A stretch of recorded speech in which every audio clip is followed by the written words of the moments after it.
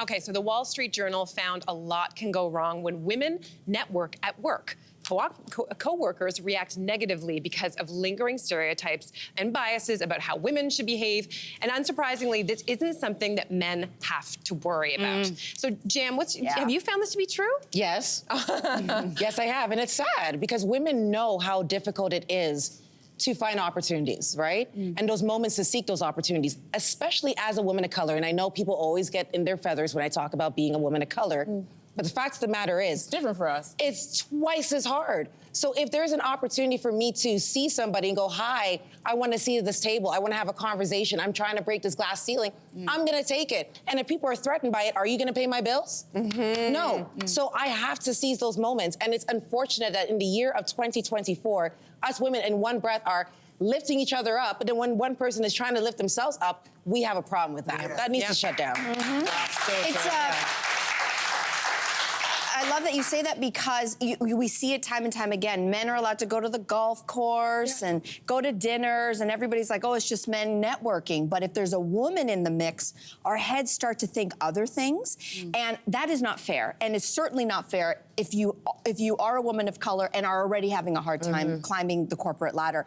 But there's a thing called affinity bias, which makes it even harder. Did you know that only 6% of Canada's largest publicly traded companies are run by women? That means 95% are run by men. If a woman wants to climb the ladder, she has to be networking with the men. There are no women at the top. So who do you think is judging? Is it men judging the women who are trying to network? I think it's honest, Cynthia, or is it women judging women? I think it's women judging women. I think it's both sides, and I think a lot of things are at play here. I think your age is also at play. I think if you have a young, attractive woman who's in a corporate environment and she is trying to network her way up, people will naturally assume that she has slept her way to the top, or she always has to fight the stereotype that she's not smart enough to be there and she's just there for her looks, or somebody must have let her in. So I think that's a major issue, and I think both women and men are guilty of that. And you're right. Race definitely plays a part, but I also think age is really, really challenging for women, because I think an older woman who's more seasoned and maybe she's considered more like masculine, everybody seems to be a little bit more okay with that woman. But if you're young and pretty and you got a little outfit on, you're fighting so many battles of so many stereotypes about you. I remember one time I was on News Talk 1010 and my neighbor was like, were you on the radio this morning? I was like, yeah. He's like, how did you get there? Yeah.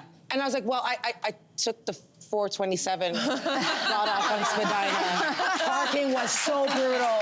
And then I got in the elevator. But like, every time we get a bit of success, it's questioned.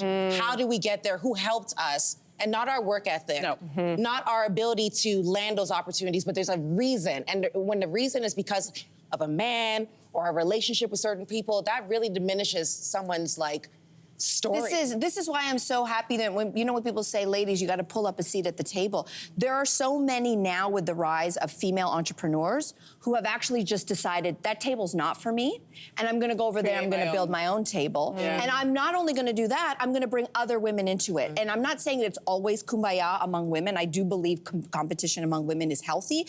But what I am noticing is that so many of my girlfriends who have left corporations and started their own businesses are doing 10 times better. They're doing 10 times better, and they are bringing other women up with them. So now the networking is actually happening woman to woman to woman, and it's now no longer the boys' club. We don't need the boys' club as much anymore. We have the girls' club, and we don't want you there.